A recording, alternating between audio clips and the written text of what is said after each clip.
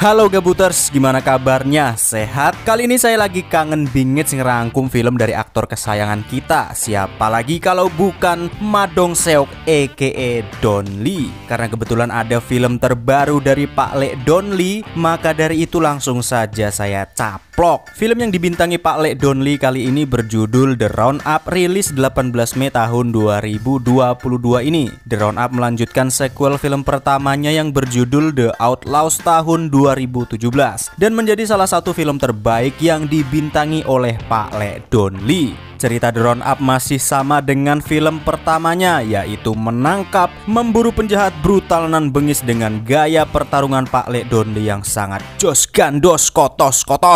Dan film kali ini sudah dipastikan brutal bingits. Langsung aja kita ke alur filmnya, dan ini dia The Roundup.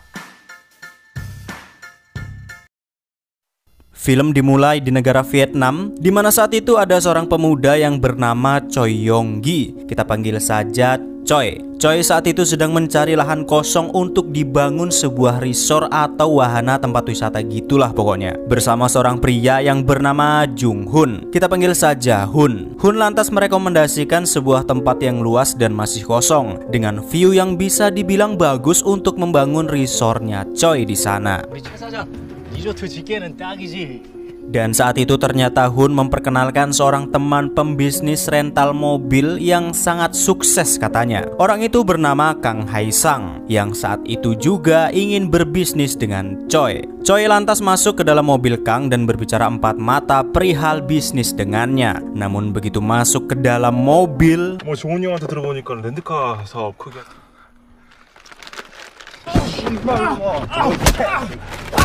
ya, Choi pun langsung dihajar habis-habisan oleh anak buah Kang. Ternyata Choi telah dijebak oleh mereka. Rupa-rupanya Hun dan Kang telah bekerja sama untuk merampok Choi dan menculiknya. Karena Choi kabarnya adalah pembisnis yang sangat sukses dan juga mempunyai fulus yang sangat banyak.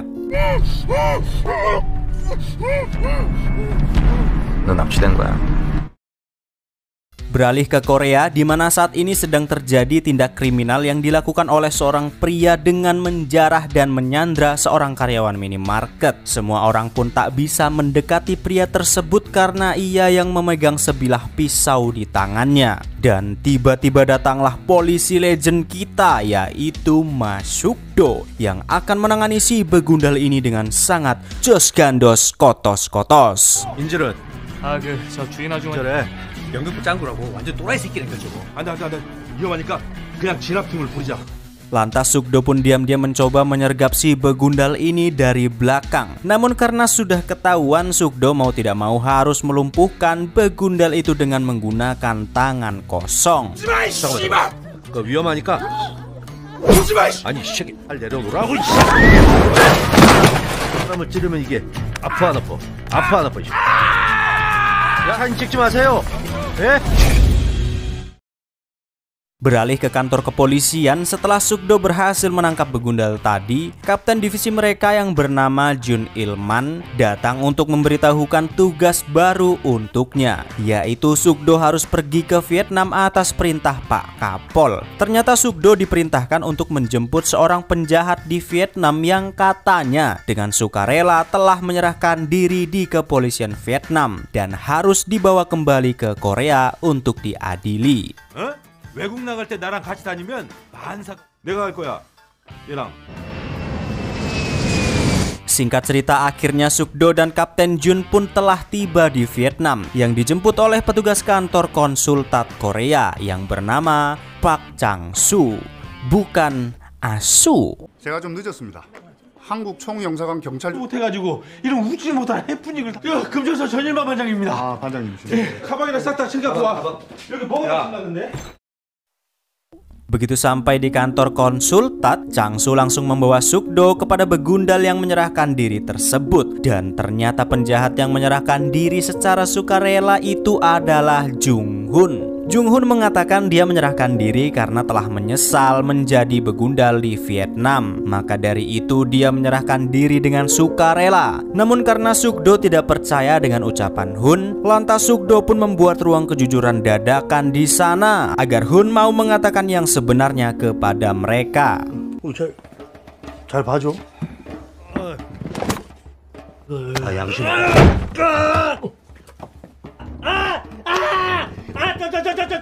Setelah Hun disiksa oleh Sukdo dengan berbagai cara, akhirnya Hun pun mau mengatakan yang sebenarnya kenapa dia ingin ditangkap dan dipulangkan ke Korea. Hun mengatakan dia ingin pergi dari Vietnam karena temannya yang bernama JD ingin membunuhnya dengan suatu alasan yang tidak jelas. Karena JD ini juga seorang penjahat yang sangat dicari-cari oleh polisi Korea, Sukdo pun juga ingin menangkap JD dan membawanya kembali ke Korea supaya bisa dapat bonus karena telah membawa 2 orang penjahat dari Vietnam. 여러 놈 잡아가면 너 바로 승진이야. 아니야. Setelah Hun mengatakan alasannya, Sukdo dan Kapten Jun lantas mencari alamat JD yang diberikan kepada mereka. Namun alangkah terkejutnya Sukdo, ternyata setelah sampai di sana, JD ditemukan sudah tewas bersimbah darah dengan banyak luka bacokan di sekujur tubuhnya. 야, 이씨 뭐야 이게? 박 형사한테 전화해 빨리. Karena merasa kesal telah dibohongi oleh Hun, lantas Sukdo pun membiarkan Hun untuk pergi dan tidak usah kembali ke Korea. Namun Hun yang sangat ketakutan karena temannya JD telah tewas pun akhirnya dia menceritakan kejadian yang sebenarnya. Ternyata setelah Hun dan kelompok Kang Hae Sang menculik Choi tempo hari, terjadi sedikit bentrokan antara mereka karena rupa-rupanya uang yang dimiliki oleh Choi tidak sebanyak yang dikatakan oleh Hun. Di sela-sela perdebatan mereka, Choi lantas mengambil kesempatan untuk melarikan diri. 개새끼가 뭐? 어쩌자? 순박한 건가? Hun dan teman-temannya pun langsung mengejar Choi dan menangkapnya. Setelah tertangkap, Choi lantas mencoba bernegosiasi dengan kelompok Hun untuk melepaskan dirinya dengan iming-iming uang yang cukup banyak untuk mereka. Namun mak pedunduk, 아씨 오기 전에 우리는 리조트 하면 돼. 아 진짜 그렇게 얘기를 하지. 이게 뭐 개운다 이 개새끼야. ya dengan membabi buta Kang langsung menebas Choi hingga tewas dengan sangat brutalnya. Anggota Hun yang tidak terima dengan perbuatan Kang pun protes kepadanya karena mereka yang belum dibayar, tapi Kang malah sudah mengeksekusi Choi. Dan tiba-tiba 씨발놈아 돈은 받고 줘. 또라이 새끼. 뭐야? ya dengan kejamnya anak buah Kang pun juga mengeksekusi anggota Hun.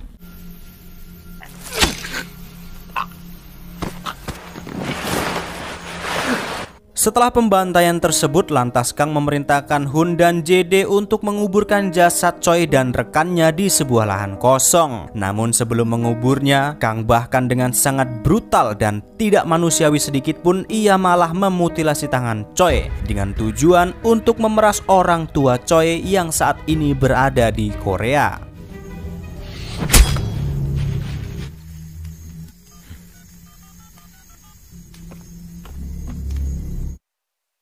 Setelah mendengar semua kebenaran tersebut, sebagai polisi yang sangat tidak bisa mentoleransi tindak kejahatan sekecil apapun, lantas Sukdo memutuskan untuk mencari jasad korban yang dikubur oleh Kang dan segera menangani Kang sebelum mereka kembali ke Korea. Walaupun Changsu dan Kapten Jun melarangnya untuk ikut campur urusan yang bahkan bukan hak mereka, namun karena adrenalin Sukdo yang sudah sangat terpacu, ia pun memutuskan untuk menuntaskan kejahatan yang dilakukan oleh Kang dengan tangannya sendiri. 강해상이란 이름으로 뭐 나오는 거 있는지 좀 확인하고.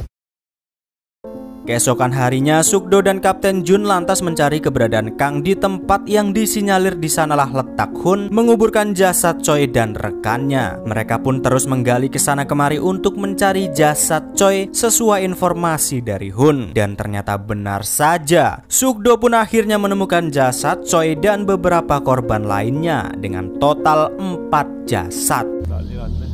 공안에 연락하겠습니다. 거기도 있어?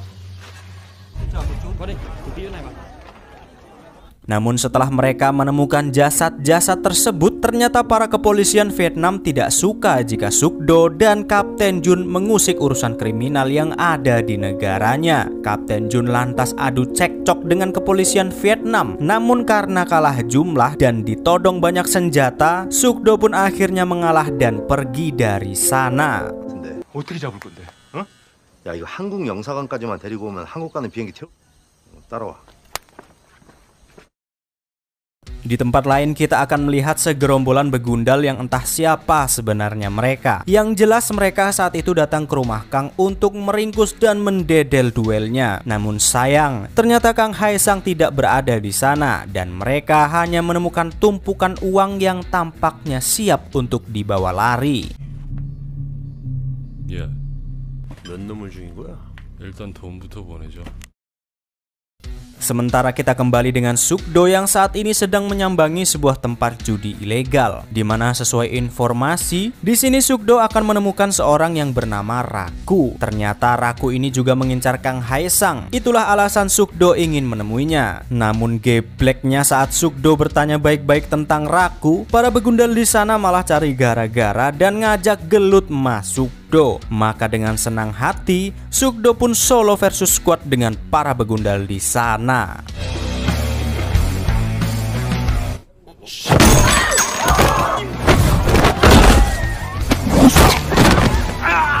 네가 라쿠냐? 내가 라쿠. 넌 뭐야? 홀로.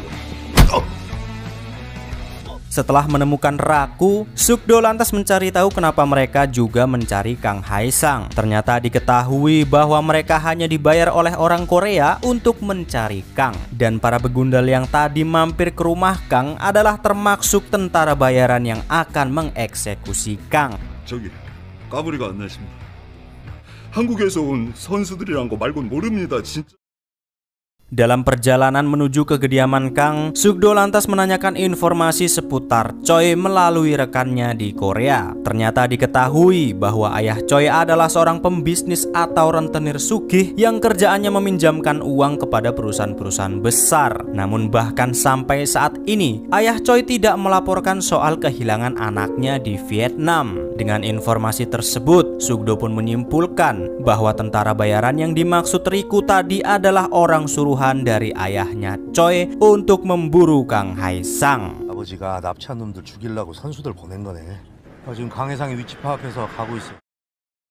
Kembali ke kediaman Kang, di mana saat itu dia menyadari bahwa di dalam rumahnya sepertinya ada orang yang sedang menunggunya. Kang pun lantas diam-diam memasuki rumah dan berpura-pura ke kamar mandi. Dan begitu salah satu tentara bayaran itu memeriksanya,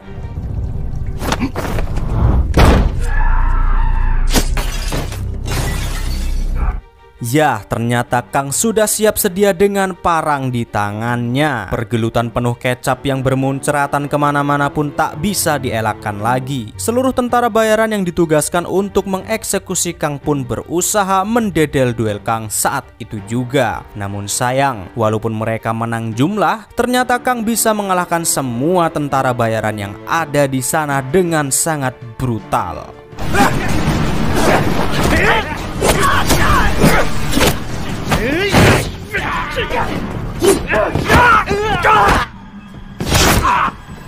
Setelah Kang berhasil mendedel duel semua tentara bayaran itu, Kang lantas mencari tahu siapa sebenarnya mereka dan siapa yang telah menyuruh mereka. Dan ternyata benar firasat Suk-do bahwa tentara bayaran ini adalah suruhan dari ayahnya Choi yang ada di Korea untuk membalas dendam atas kematian anaknya Choi di tangan Kang Hae Sang.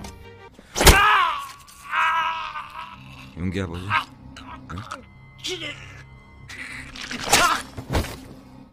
너는 무사할 줄 알았니? 저 죽이려고 사람 보내셨죠? 용기 아버님. 아니면 내가 한국 갑니다. Tidak berselang lama, Suk-do dan Kapten Jun pun tiba di kediaman rumah Kang. Namun alangkah terkejutnya mereka saat masuk ke dalam rumah yang ternyata Kang sudah tidak berada di sana dengan banyak sekali jasad para tentara bayaran yang sudah tergeletak. Suk-do lantas mencoba mencari bukti-bukti yang tersisa terkait Choi. Dan tiba-tiba 여권들 봐라 이거.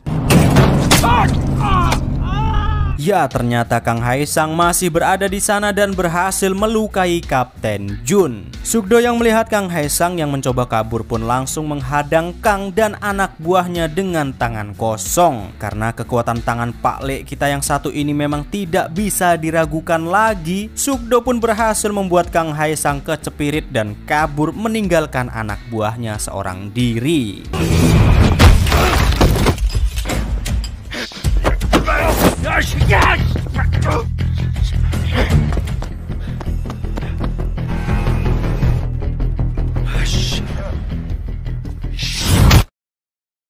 Beralih di rumah sakit di mana saat ini Kapten Jun harus dirawat akibat bacokan dari Kang. Namun ternyata tindakan mereka tersebut sangat membuat marah Kapol Vietnam dan dengan tegas harus mendeportasi mereka berdua kembali ke Korea dengan paksa. Dan yang mengejutkannya, ternyata Sukdo dengan sukarela jika harus dideportasi dari Vietnam. Rupa-rupanya Sukdo sempat bertanya kepada anak buah Kang soal tujuan Kang Haesang. Ternyata Kang saat ini sedang menuju ke Korea untuk mencari ayahnya Choi. Dan dengan begitu, Sukdo pun akhirnya bisa menangkap Kang dengan leluasa di Korea di area hukumnya sendiri.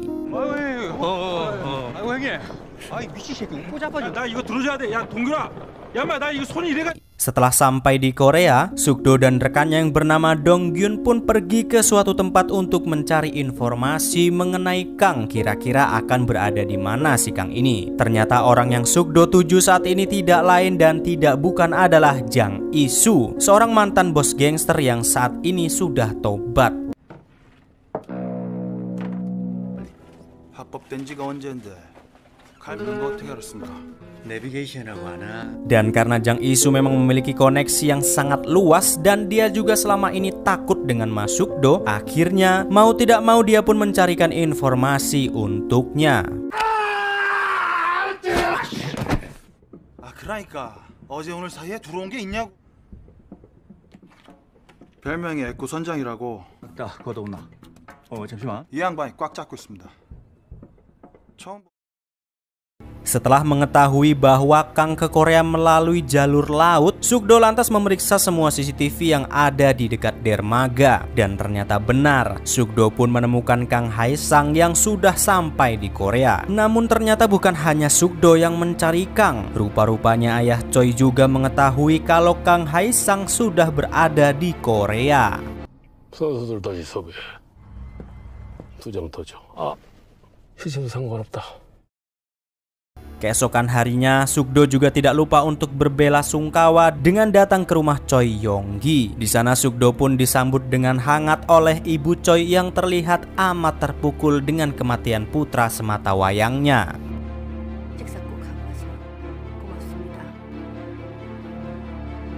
Namun tidak lama kemudian, Sukdo mendapatkan kabar dari Donggyun bahwa mereka menemukan mobil Kang di suatu tempat. Sukdo lantas bergegas menuju lokasi tersebut. Namun sayang, ternyata Kang sudah tidak ada di sana. 좀 먹겠는데요. Sementara itu kita beralih dengan ayahnya Choi, yaitu Choi Chun Baik, yang saat itu bersama anak buahnya yang selalu waspada akan kedatangan Kang Haesang. Namun tanpa diduga, ternyata Kang Haesang sudah menyusup dan berada bersamanya.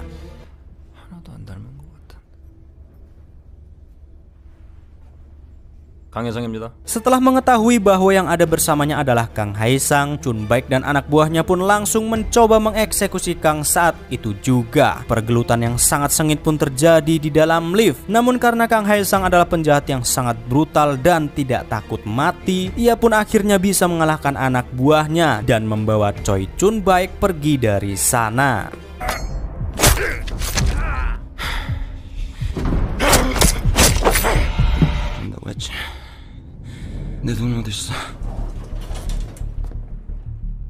Sementara di tempat parkiran bawah tanah, ternyata juga sedang terjadi pergelutan yang sangat brutal dengan kecap yang bermuncratan di mana-mana. Rupa-rupanya Kang Haesang sudah membawa 2 orang kerabatnya yang juga tidak kalah bengis dan brutal darinya untuk mau membantunya di Korea dengan iming-iming bayaran yang sangat tinggi.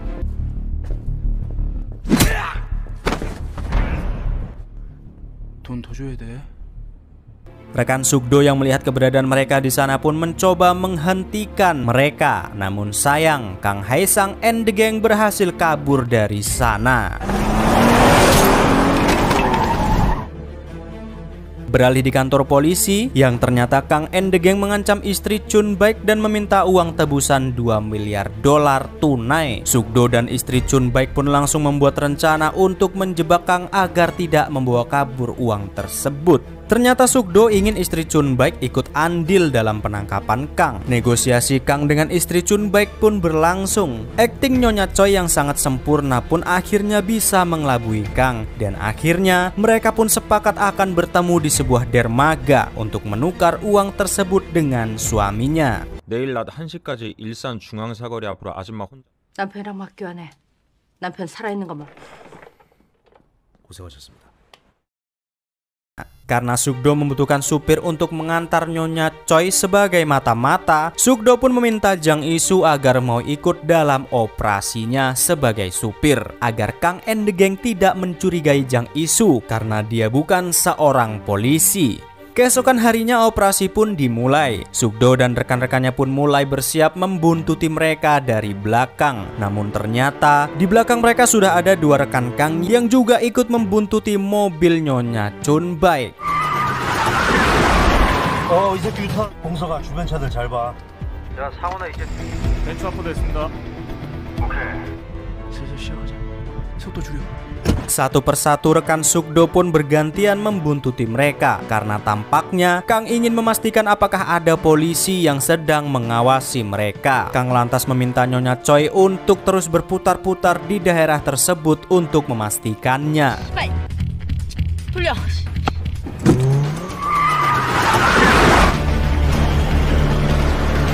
야, 속도야, 우리 그냥 지진할게.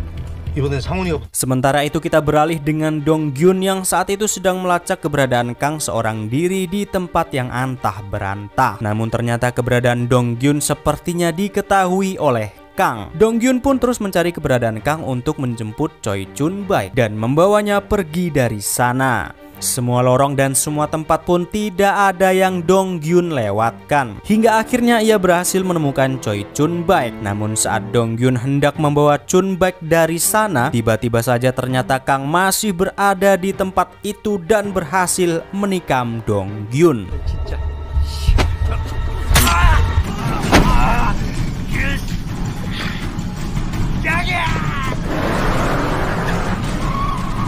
Kang yang berhasil kabur pun meminta dua rekannya untuk segera membatalkan misi dan kembali ke hotel karena banyak sekali polisi yang sedang mengawasi mereka. Namun ternyata dua rekannya tersebut tidak percaya pada Kang dan mengira Kang hanya ingin mengambil uangnya untuk dirinya sendiri. Mereka pun mengabaikan ucapan Kang dan bertindak sendiri agar bisa mendapatkan uang itu. 야, 어디서 짱 박혔다 갑자기 짭새가 떴다고 뭔 개소리. 그러자. Sugdo pun lantas meminta Jang Isu untuk berputar agar mereka bisa menangkap dua rekan Kang Haesang. Namun ternyata Jang Isu malah mengabaikan perintah Sugdo dan malah masuk ke dalam parkiran bawah tanah. Rupa-rupanya Jang Isu hendak berkhianat dan memikirkan bagaimana caranya agar dia bisa membawa kabur uang itu untuknya sendiri. 버려! 돌아가! 어떡하냐고! Sementara Jang Isu membawa kabur uang tersebut, Sugdo dan rekan-rekannya lantas mencoba menangkap satu persatu rekan Kang Haesang. Pergelutan yang cukup sengit pun terjadi di parkiran dan akhirnya mereka pun bisa melumpuhkan satu rekan Kang.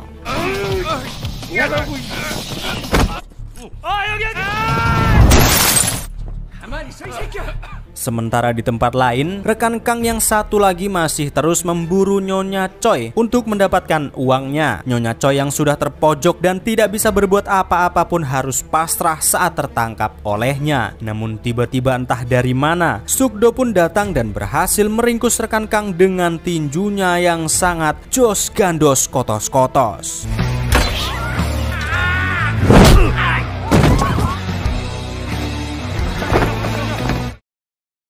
Beralih dengan Jang Isu yang saat itu berhasil membawa kabur uang tebusan itu pun harus berurusan dengan Kang Haesang. Kang yang mengetahui Jang Isu membawa kabur uang tersebut lantas terus mengejar Jang Isu hingga ke trotoar jalan. Kejar-kejaran pun terus berlangsung begitu sengit. Namun sayang, ternyata Jang Isu berhasil kabur dan membawa uang tersebut.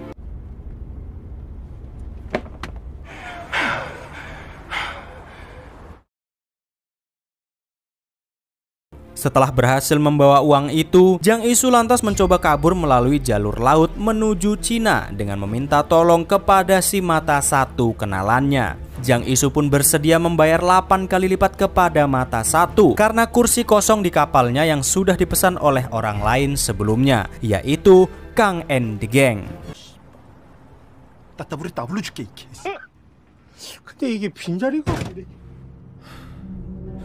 Setelah Jang Isu menerima tiketnya dan akan berangkat ke Cina, tiba-tiba saja Kang Haesang ternyata sudah berada di sana dan mencoba mengambil uangnya kembali. Walaupun Jang Isu adalah mantan seorang gangster dan mencoba melawan, tapi nyatanya ia tidak bisa berbuat banyak dan akhirnya Kang berhasil membawa uang tersebut.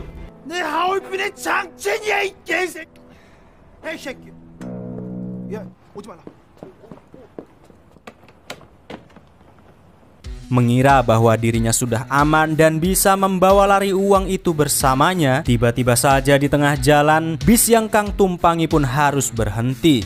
Ternyata orang yang menghentikan bis tersebut tidak lain dan tidak bukan adalah Mas Sukdo. Sukdo yang sudah sangat mangkel pun mengeluarkan senjata andalannya, yaitu berupa gesper yang diikat di tangannya. 너 그냥 좀 맞아야 돼.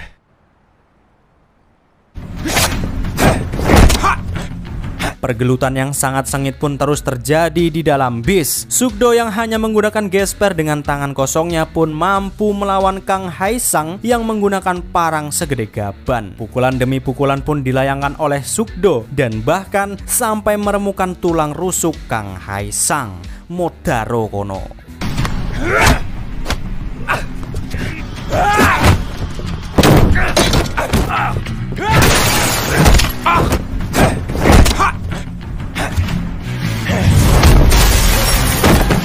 Kang Haesang yang sudah babak belur pun terus saja mencoba melawan Sukdo. Namun karena Kang adalah tipe begundal yang hanya bisa menggunakan alat atau parang, tentu saja ketika ia sudah kehilangan senjatanya, Sukdo pun dengan mudah bisa membuat Kang Haesang menjadi perkedel.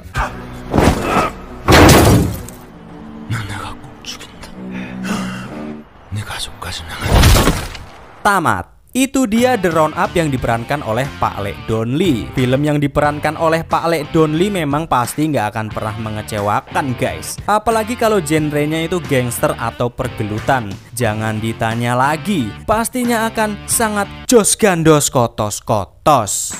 Yowes, segitu aja dulu rangkuman kita untuk kali ini. Jangan lupa subrek kalau kalian suka sama filmnya. Saya tak rebahan dulu menikmati hari-hari yang selalu gini-gini aja, nggak ada perubahan. Tetaplah pesimis dan tetaplah menjadi pengangguran yang bermartabat dan tidak pernah bermanfaat. Campur film undur diri. Sampai ketemu di rangkuman selanjutnya dan ciao.